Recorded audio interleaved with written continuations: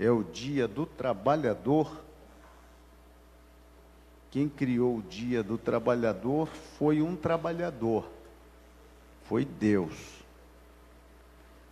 E Ele criou o Dia do Trabalhador, dando trabalho para o homem que Ele criou. A Bíblia disse que Deus criou o homem e o colocou no jardim do Éden para lavrar e cuidar do jardim. Então, se você vive procurando quem inventou o trabalho, foi Deus. E Jesus disse: o meu Pai trabalha até hoje, eu trabalho também. Então, queremos nesta oportunidade agradecer a Deus por ter criado o trabalho, porque por intermédio dele é que a gente consegue levar o pão para casa, para pôr na mesa. O ideal de Deus desde o princípio da criação foi que o homem trabalhasse. Agora, a fadiga do trabalho foi aderida devido ao pecado. O homem pecou, então o trabalho tornou-se um tanto que pesado, desprazeroso, sufocante, né? Mas no princípio não era assim. Abra sua Bíblia comigo, primeira carta de Pedro, capítulo 4, versículos do 1 ao 11. Apóstolo Pedro, Simão Pedro, filho de Jonas, pescador do mar da Galileia, irmão de André. Os dois tinham um barquinho e tinha uma companhia de pesca. Alguns dizem até que Pedro era o presidente do sindicato dos pescadores da Galileia.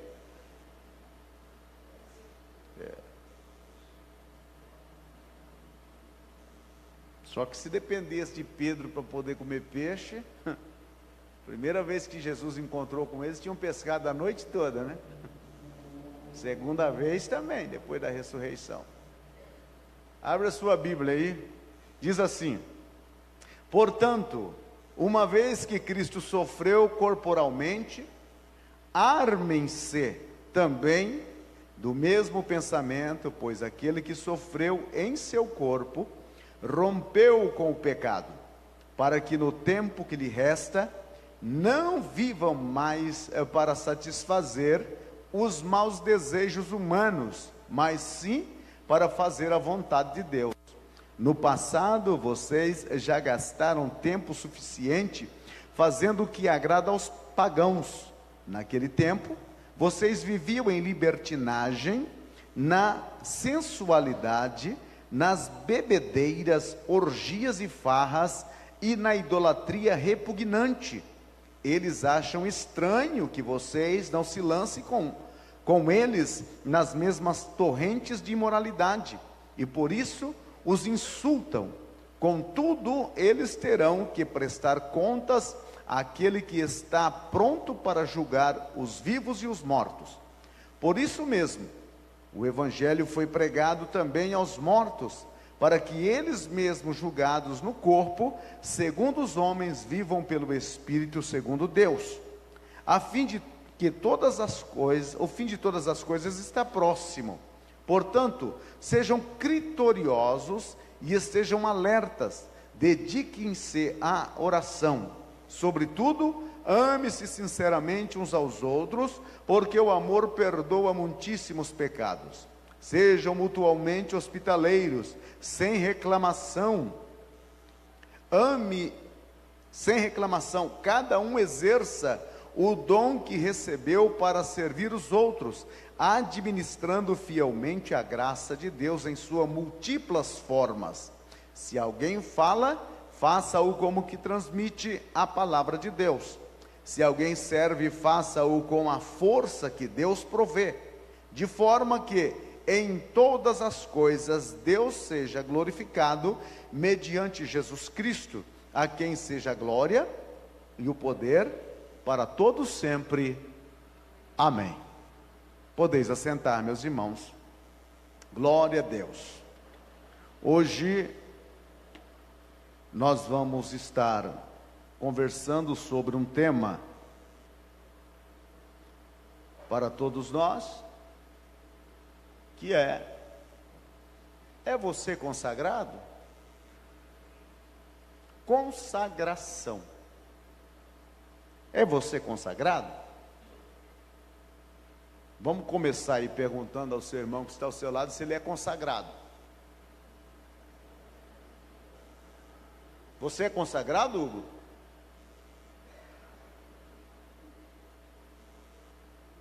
Meu querido irmão, a palavra consagrado significa oferecido, dedicado, separado, ingressado. Isto é a palavra consagrado. Há 3 vias de consagração: consagrado por Deus, é quando Deus diretamente consagra uma pessoa. Exemplo, a consagração de Davi, de Saul, fora um ato voluntário, espontâneo e soberano de Deus. Ele o consagrou e disse: encontrei a Davi, meu servo, e o ungi com o meu santo óleo. É uma consagração divina. Os crentes em Cristo, eles são consagrados por Deus. A segunda via de consagração a primeira é consagrado por Deus e a segunda é consagrado a Deus. O que é consagrado a Deus? Aí já é uma decisão humana. Eu tomo a decisão de consagrar-me a Deus, de oferecer-me a Deus, de dedicar-me a Deus, de ser um instrumento para Deus.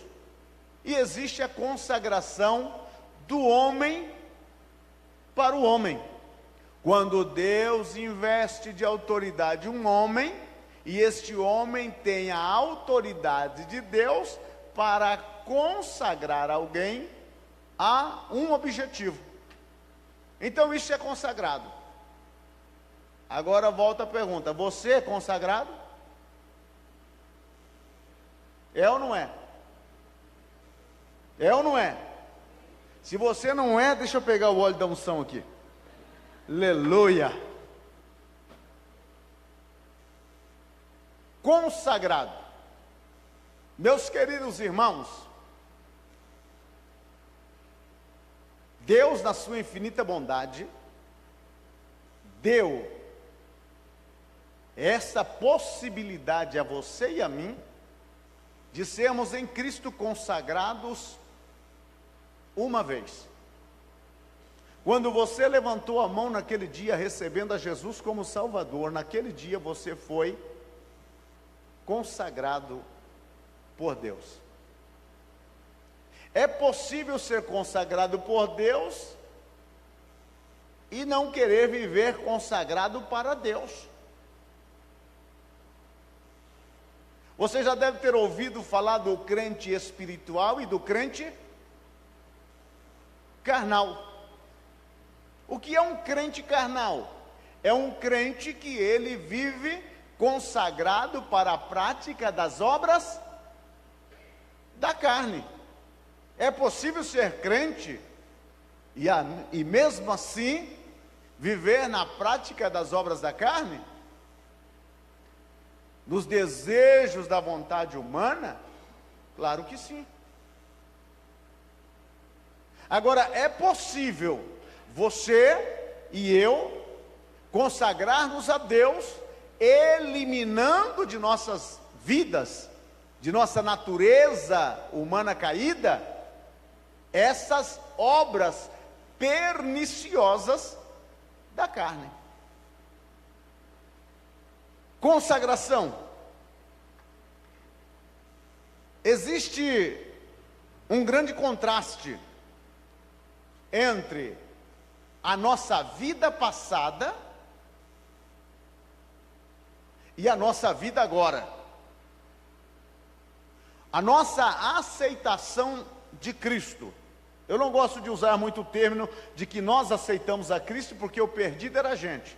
Então quem tinha que aceitar era Cristo, que aceitou a gente. E ele mesmo disse: se não foste vós que me escolheste, mas eu que escolhi a vós. Mas a gente, para dar uma chance para nós, para achar que nós estamos com a bola toda, a gente fala: você não quer aceitar Jesus como Salvador? Na verdade é Cristo que precisa aceitar a gente, porque o ruim é a gente, Jesus é o bom. Como é que você vai oferecer um bom para um ruim? Mas aquele dia da nossa decisão por Cristo colocou uma linha divisória na nossa vida. Antes de Cristo e agora depois com Cristo. Existe um grande contraste entre a vida do passado sem Cristo com a nova vida agora em Cristo. É uma diferença como se fosse da água para o vinho. É por isso que as pessoas dizem: eu, quando não conhecia Cristo, aí solta todos os bordões das práticas que ele tinha.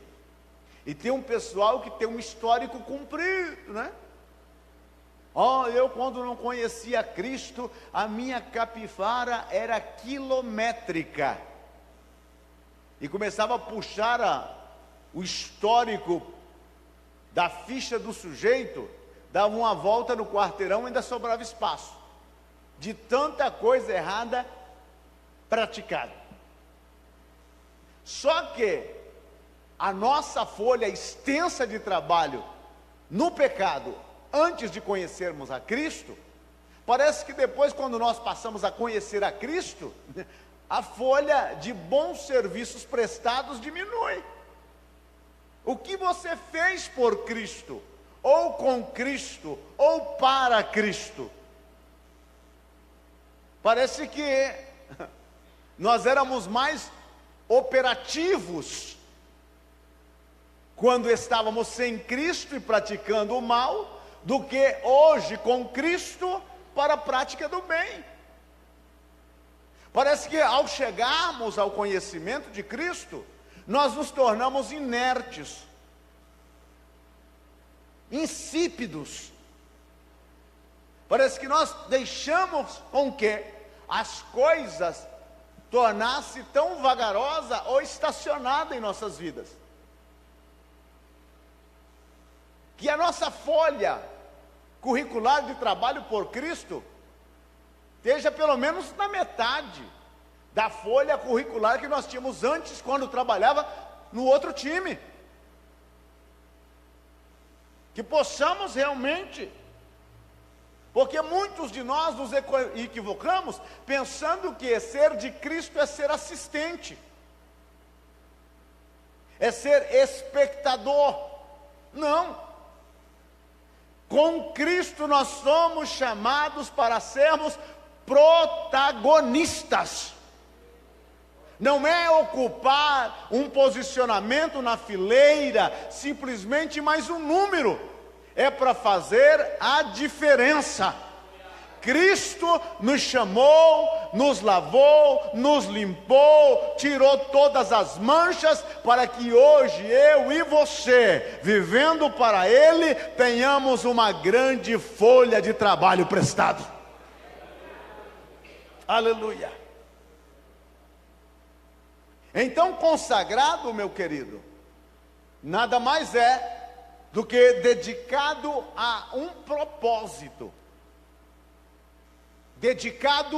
Eu dedico a minha vida a Cristo.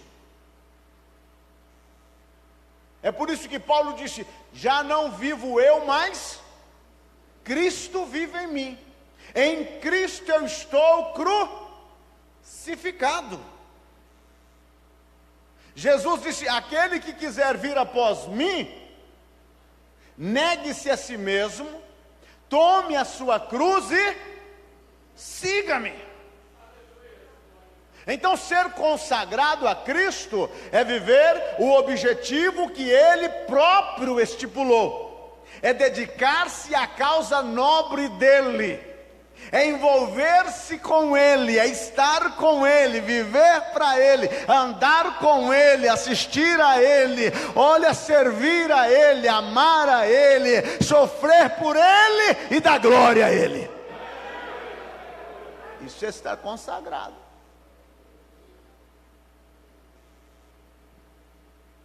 Agora, existe algumas coisas interessantes nesse texto.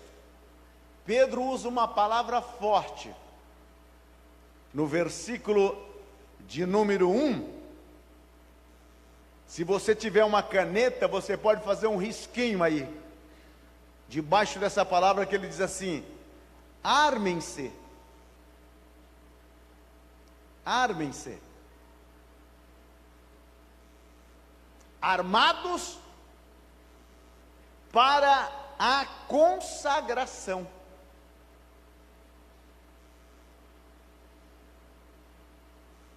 O lema dos escoteiros é sempre prontos. Sempre prontos.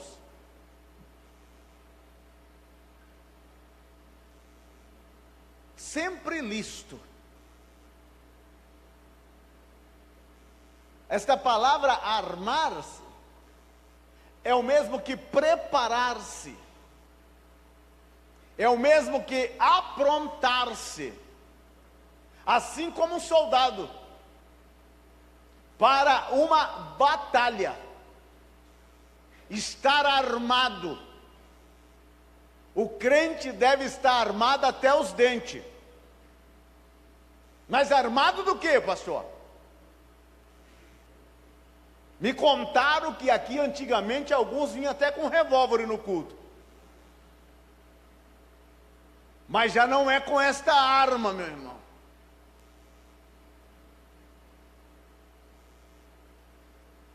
Que arma é esta? Que eu preciso armar-me para a consagração. A arma, o próprio Pedro dá resposta. A arma é a mente de Cristo. Olha o versículo 1. Armem-se também do mesmo pensamento, pois aquele que sofreu em seu corpo, rompeu com o pecado. Armar-se com a mesma disposição mental que há em Cristo Jesus. Eu e você precisamos dessa arma de consagração. Irmãos, Jesus, ele teve a oportunidade de cair. Pastor, sim, meu irmão. Porque se Jesus não tivesse a possibilidade de cair, Deus não permitia que ele fosse levado ao deserto. Se você é um leitor da Bíblia, lê lá Mateus capítulo 1, de versículo 1 a 11. E Jesus é levado ao deserto pelo Espírito Santo para ser tentado. Ele foi colocado à prova. E depois de ter jejuado 40 dias e 40 noites, o que aconteceu? Ele teve fome. Quando Jesus chegou lá no deserto, o diabo também chegou. Mas o diabo, sabendo que ele não podia dar o seu primeiro tiro, antes ele esperou. Quando ele notou que Jesus estava debilitado fisicamente, ele disse: chegou a hora, é agora o momento. E ele se aproxima. E sabe qual é a técnica que ele usa? É pegar a verdade de Deus e dar uma tonalidade de mentira. Ele fez o mesmo com Eva. A pergunta a Eva foi assim que Deus disse? Não deve comer de nenhum fruto. No batismo, ele estava lá na beira do Jordão.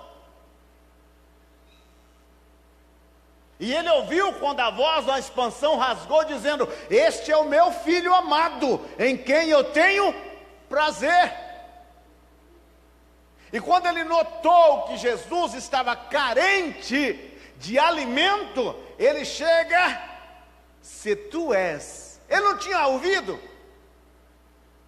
Deus não tinha afirmado que Jesus era. Ele não tinha escutado Deus falar. Mas o que ele queria? Implantar uma dúvida, para sobre esta dúvida montar a sua estratégia para detonar com Jesus. E ele chega jeitosamente e diz: se tu és o Filho de Deus, diga a essas pedras que se transformem em pães. Usa o teu poder para te satisfazer. Você não é o Filho de Deus? Dá uma demonstração aqui que você é. Deus não falou na beira do rio que você era? Então é agora o momento de você provar que é. Deus, Jesus e você não precisa provar nada para Satanás. Se Deus falou que é, o diabo que vai chorar em outra esquina, você já é. Aleluia! Se tu és, se tu és, se tu és. Jesus disse: nem só de pão viverá o homem, mas de toda a palavra que procede da boca de Deus. Quando Jesus citou a palavra em Deuteronômio, o diabo também aproveitou para citar a palavra. Só que até a citação da palavra que ele faz errado. Levou Jesus no pináculo do templo e disse para ele: lança-te daqui abaixo, porque escrito está que aos seus anjos ordenarás, para que te proteja e não tropeces com teus pés em pedras. Horas esta, você já viu alguma pedra aqui no mundo nosso, né? No mundo nosso que é coberto pela lei da gravidade, você já viu alguma pedra parada, suspensa? Você já viu alguma pedra assim suspensa? Quando a Bíblia disse lá no Salmo 91, que para não tropeçar com pedras nos pés, é que a pedra vai estar onde? No caminho, no chão. Até quando ele vai citar a Bíblia, ele acomoda ou faz uma aderência da palavra para a sua própria tentação jeitosa. Mas Jesus, mais uma vez, apossado da palavra, ele disse: não tentarás o Senhor teu Deus. Mas o diabo não desiste facilmente. Se você venceu ele hoje, fique tranquilo, pode ser que amanhã ele volta.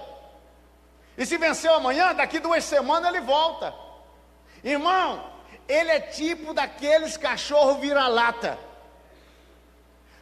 Você já teve algum cachorro vira-lata na vida? Que você vai sair para a rua e ele sai caminhando atrás e você diz: volta! Ele dá aquela paradinha, fica te olhando. Aí você continua andando, ele vem de novo atrás, aí você volta! Ele dá aquela paradinha, fica te olhando. Mas quando você olha para trás e já mandei você, ele sai disparado e volta para casa. Ele é assim, a Bíblia disse: resistiu, e ele fugirá de vós. E ele agarrou Jesus e levou no alto de uma montanha, e mostrou todos os reinos, e disse para Jesus: tudo isso te darei, se você prostrado me adorares. Jesus disse: vai-te, satangoso, arreda-te daqui, dá-o fora, canta os pneus e vai de retro, some da minha vista, porque escrito está: somente ao Senhor teu Deus adorarás, e a Ele prestarás culto. O que Jesus está demonstrando? Ele tinha feito um compromisso de consagrar a sua vida única e exclusivamente a Deus. E Pedro disse: arme-se, esteja preparado, porque eu e você seremos tentados, e há uma grande possibilidade da gente cair, se não tivermos uma radical dedicação de consagração a Jesus Cristo para dizer não. Ele virá com tudo. As armas que você e eu precisamos usar é as que Cristo usou.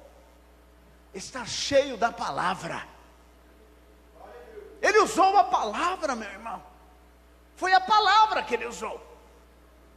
Agora a maioria dos crentes não lê Bíblia, não estuda a Bíblia. Salmo 1: antes tem o seu prazer na lei do Senhor, e na sua lei medita de dia e de noite, pois será como árvore plantada junto ao ribeiro. Josué 1, 8 e 9. Não te apartes do livro desta lei, antes medita nele dia e noite. Agora, se eu não leio a Bíblia, se eu não estudo a Bíblia, se eu não medito na Bíblia, eu não estarei adequadamente preparado quando a tentação chegar. E ela vai chegar. E ela vai chegar. É por isso que Jesus disse no final do sermão do capítulo 7 de Mateus: aquele que ouve as minhas palavras e as pratica, compará-lo-ei ao homem que edificou a sua casa sobre a rocha. Choveu, ventou e a casa não caiu. Mas aqueles que não a praticam, compará-lo-ei ao homem que edificou a sua casa na areia. Choveu, ventou e a casa tibum. E o que mais nós temos hoje observado é crente caído por tabela, destruído, acabado, sem vida, por mais que ele tenha vontade de consagrar-se a Deus, mas ele esquece que ele precisa estar armado para esta batalha. E Paulo usa, para mim e para você, no capítulo 6 de Efésios: tomai sobretudo a armadura de Deus, para que possa resistir no dia mau. O dia mau vem aí, só vai ficar em pé quem estiver armado e preparado. O dia da ventania vem aí.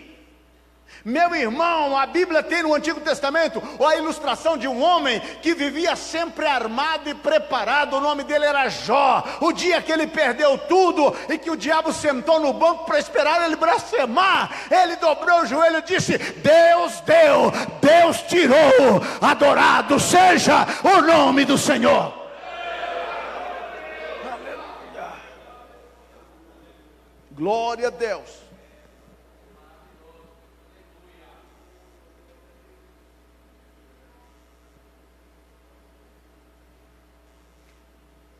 Pedro faz uma comparação aqui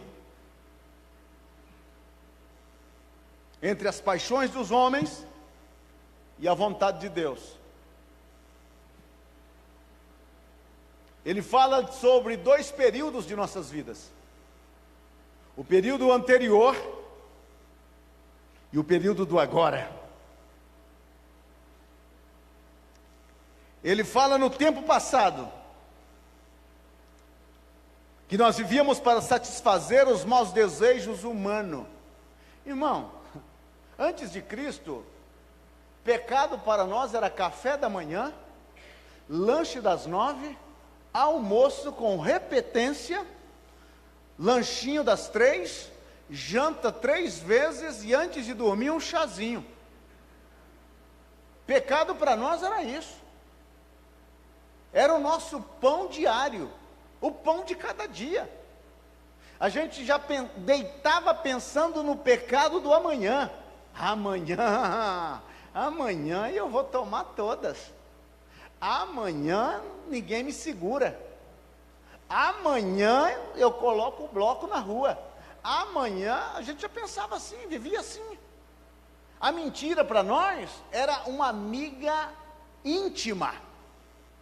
Os maus pensamentos, as más conversações, as más atitudes, os maus desejos, nós andávamos abraçados com essas coisas. Estávamos casados e aliançados com o pecado, com a mentira, com a prostituição, com a avareza, com a inveja. Era o nosso dia a dia. Era a paixão dos homens. Mas agora, quando veio o segundo período de nossas vidas, em Cristo, Pedro fala, esse tempo que nos resta. Ele está dizendo, dedica toda a sua vida nesse tempo que lhe resta, em viver a vontade de Deus. É o mesmo que Paulo disse em Romanos 12, não vos conformeis com este mundo, mas transformai-vos pela renovação do vosso entendimento, para que podeis experimentar qual seja a boa, santa e agradável vontade de Deus. Nesse tempo que resta, não dá para brincar de crente, dá para brincar de cretino, mas de crente não dá para brincar. Eu e você não sabemos quanto tempo nos resta. A nossa vida é como uma vela que foi acendida, ela não cresce, ela só... Hoje você tem um dia a menos para viver na sua existência. Amanhã você terá um dia a menos. Cada mês que passa é um mês a menos. Cada ano é um ano a menos. Se na sua conta você tem 80 anos para viver e está com 50, só tem mais 30. Se na tua conta tem 80 anos para viver e está com 70, só tem mais 10. Se você está com 79, só tem 12 meses. É o tempo que nos resta, meu irmão. E nesse tempo, nesse período que nos resta, Pedro está dizendo, consagre a vossa vida, se arme para viver uma vida consagrada aos pés de Jesus Cristo. Aleluia! Diga para o seu irmão, te resta pouco tempo. Pelas rugas que eu vejo, te resta um pouco tempo. A Bíblia fala de 70 e os mais robustos chegam até 80. Já o profeta Temer diz que chega a 140. Todo mundo está abandonando Moisés e pegando o profeta Temer, que dá para viver um pouquinho mais. Mas esta é a realidade da vida, irmãos. Querendo ou não querendo, resta-nos pouco tempo. Então nós temos que estar armados para a consagração. Em matéria de consagração a Deus, irmão, você tem que ser radical. Diga para o seu irmão, você tem que ser radical. É dizer, como disse Moisés para Faraó, nenhuma unha vai ficar. Nada. A unha mais pequena do dedo mais pequeno, até aquela que se perdeu, tudo é de Deus. Pé, mão, braço, cabeça, tudo é de Deus. Consagrado.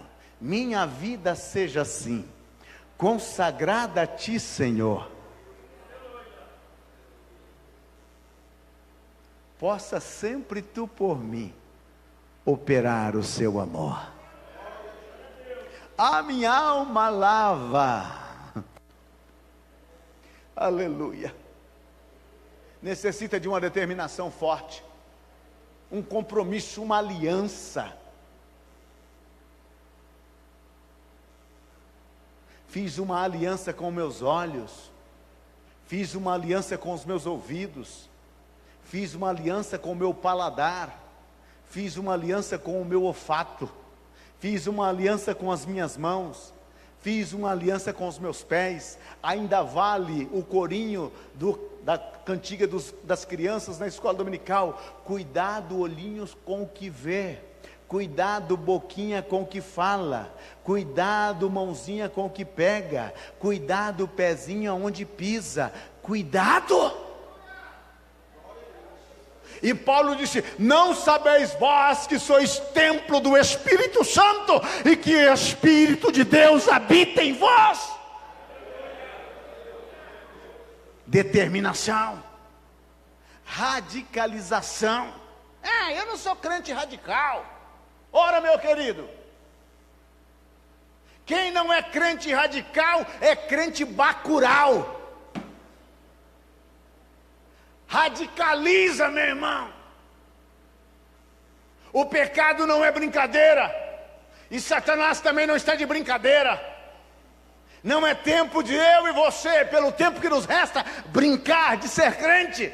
Tomamos uma posição: estou armado para a consagração, vou viver consagrado para Cristo. Agora, Pedro apresenta duas virtudes pelas quais eu e você devemos estar consagrados. A primeira é amor, consagrado ao amor e consagrado à oração. Olha o versículo de número 7. Pedro dizendo: o fim de todas as coisas está próximo. Olha, lá em cima ele diz que pouco tempo nos resta. Aqui no versículo 7 ele já abre dizendo: o fim de todas as coisas está próximo. Então, se você acha que vai viver muito, mas o fim também se aproxima. São duas possibilidades de um ponto final na nossa existência nessa terra: ou a morte ou a trombeta. O fim de todas as coisas está próximo. Portanto, sejam criteriosos e estejam alertas. Dediquem-se à oração. Sobretudo, amem-se sinceramente uns aos outros. Dedicar o amor que eu e você devemos devotar tem que ser um amor fervente. Algumas traduções, quem sabe a sua diz fervente. O que é um amor fervente? Ele aqui está usando uma figura de linguagem tão comum para quem trabalha na cozinha. Você já colocou um canecão de água para ferver? E quando a água ferve, você notou como ela aciona lá dentro daquele canecão? Como é que ela fica? Saltitando.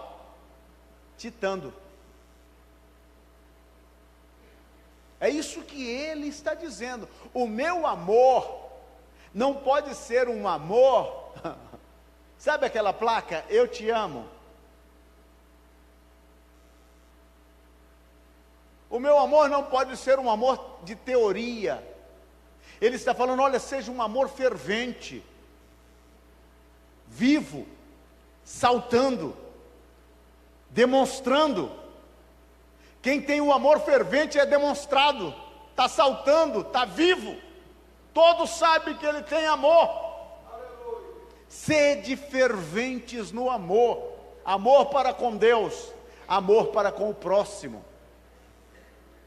Amar a Deus sobre todas as coisas e o próximo como a si mesmo. O que é o amor ao próximo? É fazer tudo o que eu sei e posso em favor do meu semelhante. Isso é amor. Mas eu preciso sentir o couro engrossar, a orelha crescer, arrepiar tudo, aí é amor. Não, meu irmão, aí não é amor, é transformação a lobisomem. Amor é uma decisão. Eu decido amar. E quando eu decido amar, todo o meu ser é focalizado, é direcionado e focaliza o objeto ou a pessoa amada.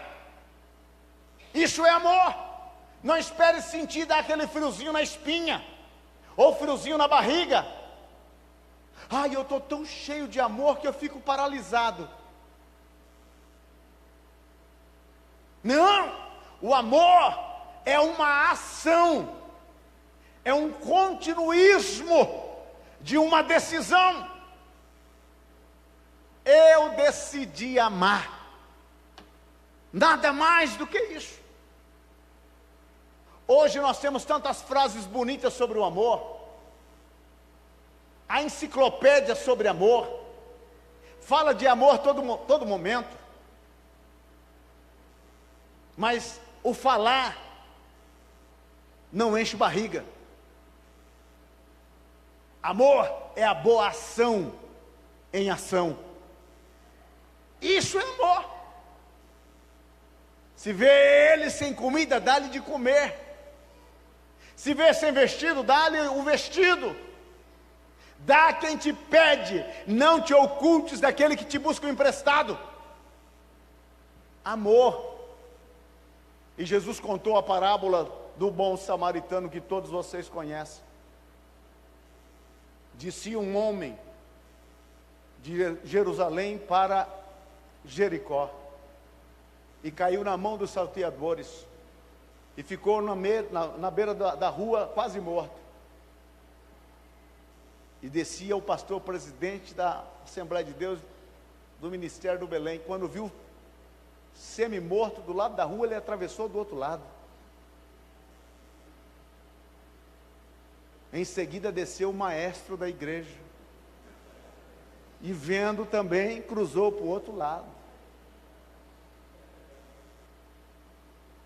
E depois descia o samaritano Carlão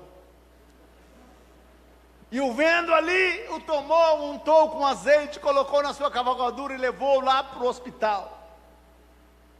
E disse para o doutor: olha, cuida dele, não precisa nem colocar no plano da Cardace, cuida dele. E o que faltar, aqui está um dinheiro adiantado, e o que faltar na volta eu te pago. E a pergunta de Jesus foi: quem foi o próximo? Todo mundo gritou: o Carlão da Taveira. Aí Jesus disse: vai e faça o mesmo. Quem é o meu próximo? É aquele que está perto de mim e que tem uma necessidade. Este é o meu próximo. A ele eu devo devotar amor. Segunda virtude pela qual eu devo estar consagrado: em oração. Ele disse sobre a oração: sede prudentes, sede criteriosos. O que é critério, irmão? Sem oração não tem vida. Com questão à oração, você tem que ser criterioso com a sua oração. Tem uns irmãos que passam o ano todo vivendo da oração dos outros. Irmão, ore por mim. É os irmãos 6 horas, né? Irmão, 6 horas por mim? Ora por mim. Ele mesmo não ora. Aí você levanta de manhã, está lá de joelho no chão frio, orando por ele, enquanto ele chega a estar assoviando, roncando na cama.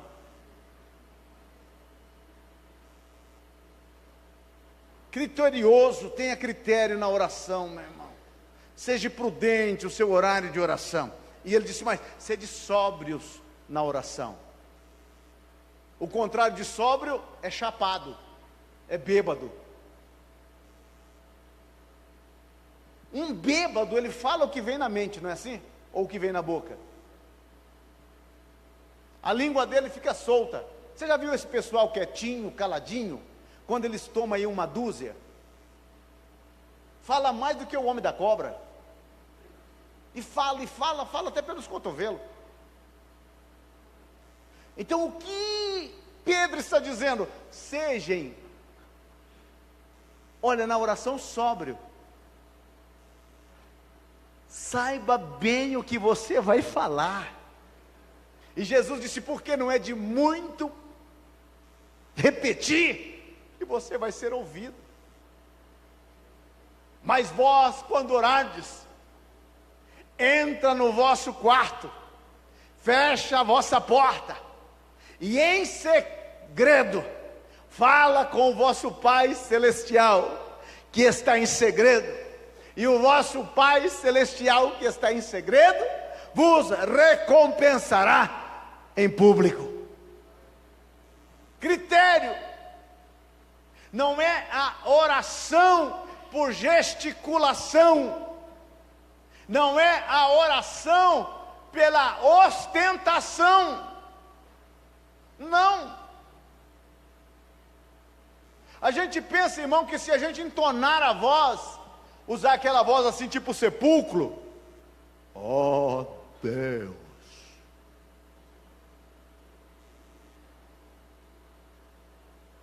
a gente pensa que pelo fato de fazermos isso, Deus vai parar e ouvir a gente.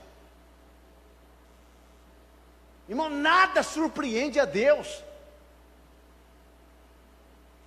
Você pode entonar a voz, pode engrossar a voz, pode ter calo nas cordas vocálicas, pode fazer o que quiser.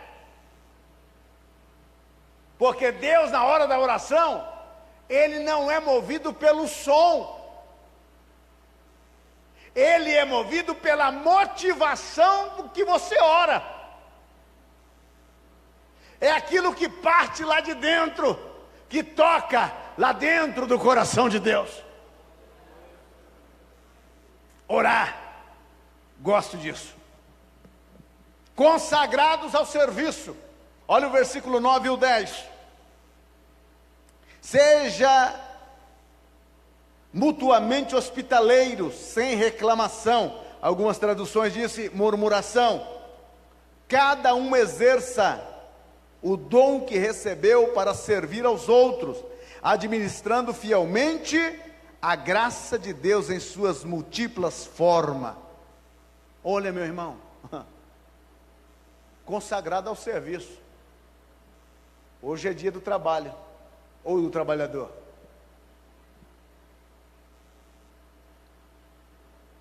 Ele usa dois objetivos para o serviço: hospitalidade, e ele diz que essa hospitalidade tem que ser exercida sem murmurações. Ixi, lá vem aquele irmão de novo, vai querer um pouso aqui em casa. Hebreus, a recomendação é: praticai a hospitalidade, porque muitos, sem saberem, hospedaram anjos. Ele estava fazendo uma alusão lá em Gênesis 18 e 19, quando aqueles três personagens chegam na tenda de Abraão. E tem anjos que andam nessa terra. Tem até um por nome de Aparecido. De vez em quando ele chega por lá na hora do café. Praticai a hospitalidade. Quando Pedro usa esse término, porque naquela época, irmão, devido à perseguição instalada, os crentes viviam de um lado para o outro. E aqueles que tinham casa deveriam receber os crentes itinerantes que andavam de uma parte para outra em suas casas, recolhê-los. E parece que a igreja não estava na prática. Porque, irmãos, nós adoramos cumprimentar com a paz do Senhor. Nós gostamos de muita coisa, mas desde que não tenha que levar para casa. E ele disse: faça isso sem murmuração. E depois ele fala sobre o serviço. Deus dá dom a todo crente. E o dom é com o objetivo de prestar um serviço. Dom é para isso. Dom não é para ostentar. Na igreja de Corinto, havia muita gente que tinha os dons espirituais. E naquela igreja, quase todo mundo tinha o dom de falar em línguas. Começava o culto, e todo mundo entrava no manto. Todos começavam a falar em línguas, e não tinha como fazer um culto racional. E Paulo disse: se chegar lá um incrédulo e ver vocês todos falando em línguas, vão dizer que vocês estão loucos. Então fala em línguas 1, 2 ou 3 por mais. E interprete. Na hora do culto tem que haver interpretação. Se não, então cale. E fale consigo mesmo e com Deus. Porque quem fala em línguas edifica a si mesmo. O dom de línguas é para sua edificação espiritual. Os demais dons são para serviço. Quem profetiza é maior do que quem fala em línguas.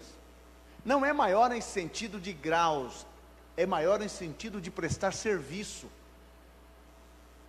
Paulo disse: eu falo mais língua do que todos vocês, mas entre vocês eu prefiro falar 2 ou 3 palavras num idioma ou dialeto que todos entendam, para que sejam edificados.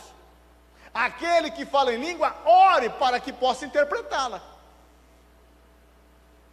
E ele disse mais: cada um de vós podeis profetizar, um após outro, para que todos aprendam como é que funciona. Então falar em línguas é bom. Ele disse: não proibais o falar em línguas, mas que profetizeis. Os dons é para isso. É para prestar serviço. Não é para fazer o nome em cima do dom. Ah, eu sou profeta. Aí tem que colocar um tapete vermelho, porque o profeta... Não, meu irmão. O dom é para prestar um serviço. Se é profecia, se é governo, se é ministério, seja o dom que for, o objetivo é um só: prestar um serviço. O meu dom e o seu dom deve ser para o serviço. Não é para ganhar dinheiro com o dom. Não é para se autopromover com o dom. Não é para ser uma celebridade com o dom.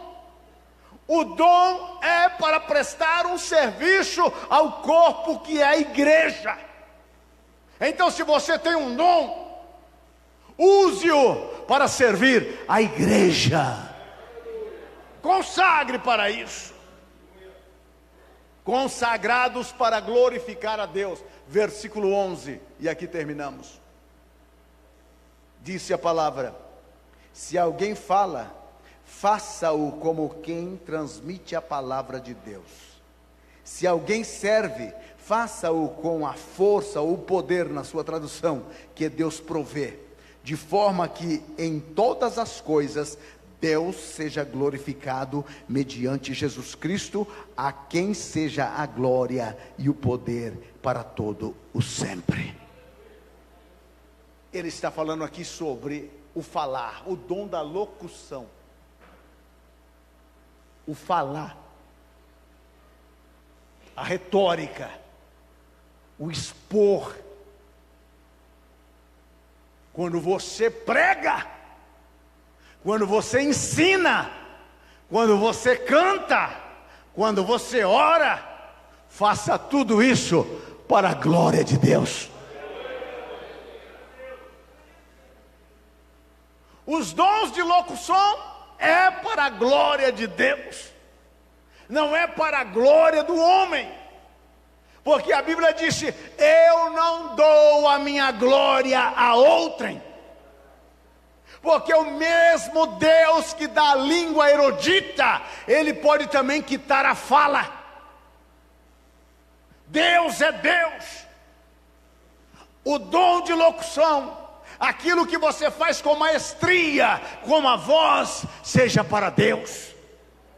E aqui vamos deixar um deixa para esse pessoal que anda usando o dom de locução para fazer o meio de vida, tanto com pregação, como com música e cânticos. Essa tem sido uma tristeza no mundo da igreja. As pessoas estão usando aquilo que receberam de Deus para fazer o nome à custa de Deus, para acumularem riquezas em nome de Deus. Hoje qualquer cantorzinho que canta aí, subo o morro, desço o morro, carregando a minha cruz, olha para você e me pede 50 mil reais para cantar em um congresso. Pastor, dá para a gente fazer uma agenda para ir pregar lá na sua igreja? Dá, meu irmão. Que dia que você pode ir? Pastor, que dia que o senhor quer que eu vá? Dá para você ir no dia 10? Dá. Então, irmão, vai. Mas pastor, a gente precisa acertar aqui o cachê. Meu irmão. E quanto é o seu cachê? Ele disse, pastor, ultimamente o pessoal está me pagando 5, 6, 7 mil reais. Falei, então pode ficar lá, meu irmão. Lá tem uns diáconos que pregam melhor do que você e não pagam nada. Irmão, dom de locução é para prestar. Todo mundo sabe, meu irmão, que aquele que prega e vive do evangelho, ele tem que comer, ele tem que beber, ele tem que vestir, ele tem que calçar, ele tem que morar. Todo mundo sabe disso. O carro dele não anda por milagre, não é água que põe no tanque, é gasolina, tem que pagar pedágio. Todo mundo sabe disso, mas ele também tem que entender que a igreja de Deus não é para ser explorada. Não é para ser explorada. O povo de Deus reconhece aqueles que servem para a glória de Deus. Aleluia. Diga glória a Deus. Agora diga para o seu irmão, quando você for cantar, quando você for pregar, não vai cobrar cachê alto, porque o pastor não vai pagar. Aleluia. Servir conforme o poder de Deus. O que limita o dom para o serviço é o poder de Deus. Existem 3 poderes neste mundo: o poder de Deus, o poder do satangoso e o poder do homem. E muita gente, quando vê que o poder de Deus parou, ele vai no poder do homem. Outras vezes vai até no poder da adivinhança. Nós precisamos ter cuidado. A Bíblia disse, no versículo 11: se alguém fala, faça conforme transmita a palavra de Deus. Se alguém serve, faça-o com o poder de Deus, conforme Deus lhe provê. Esse negócio de adivinhar número de identidade, número de CPF, placa de carro, isso quem faz é a mãe de Ná.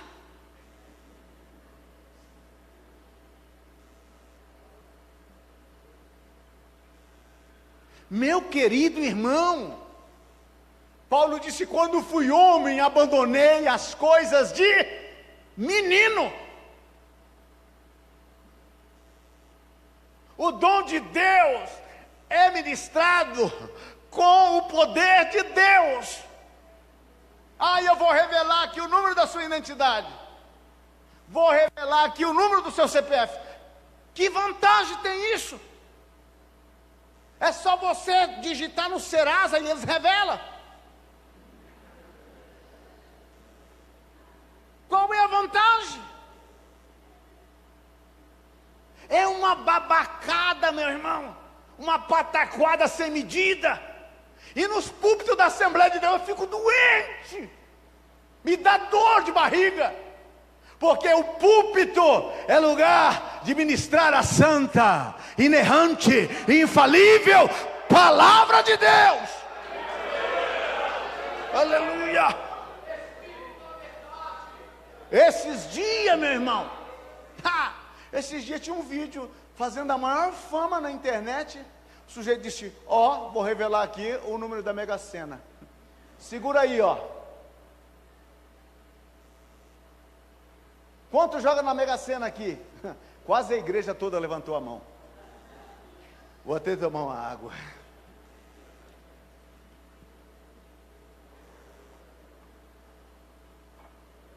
Irmão, se Deus revelar para mim o número da Mega Sena, eu não vou contar para ninguém. Uai, eu não.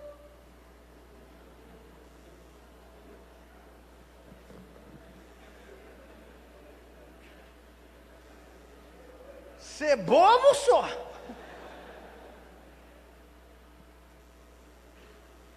Isso é cigano pentecostal, irmão. São aqueles ciganos da praça, que você chega lá e diz: quer que eu leia a sua mão? Aí o babaca entrega a mão, ele dá aquela olhada e diz: no amor. Estou vendo aqui que no amor você será bem sucedido. Tem um M bem grande na palma da sua mão. Com quem? Com quem? Põe R$5 aí. Aí você põe 5. Olha, a primeira letra é M. A segunda letra, a segunda, mais 5. A segunda é A.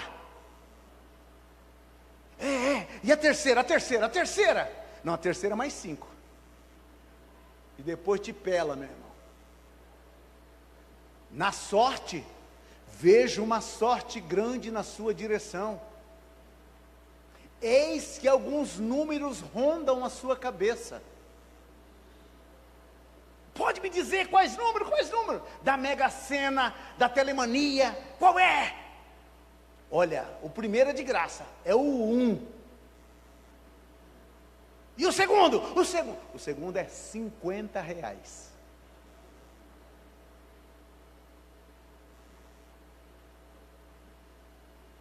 Se essa gente, irmãos, realmente tivesse alguma coisa com Deus, eles iam revelar para você o número da Mega Sena? Eles iam lá jogar e ganhar o dinheiro para não precisar enganar ninguém na praça. Mas nós somos incautos. E essa mandingagem, essa pilantragem tem chegado nos púlpitos da igreja. É um monte de besteira, irmão. É uma escura frajuta.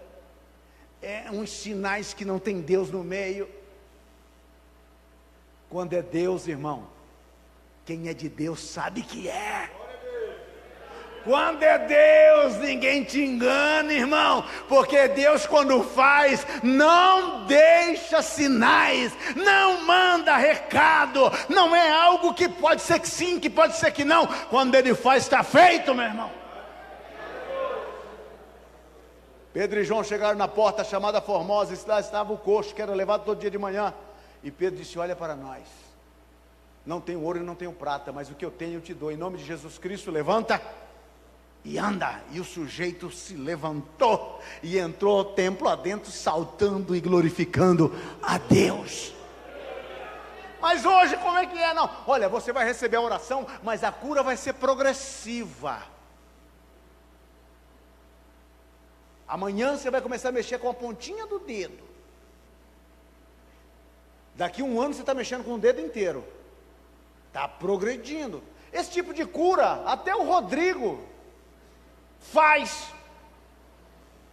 É só você fazer umas sessões de fisioterapia, meu irmão, que você vai começar a mexer com o dedinho, com o pezinho, com a mãozinha, e até vai poder andar. Quando Deus faz, não deixa sinal. Consagrados para a glória de Deus. O que fala, fala a palavra de Deus. O que serve, serve dentro do poder de Deus. Louvado seja o Senhor. É você consagrado a Deus ou não? Diga eu sou. Mas com força, né? Para que pelo menos Deus saiba. Diga eu sou. Fique em pé, por favor. Aleluia.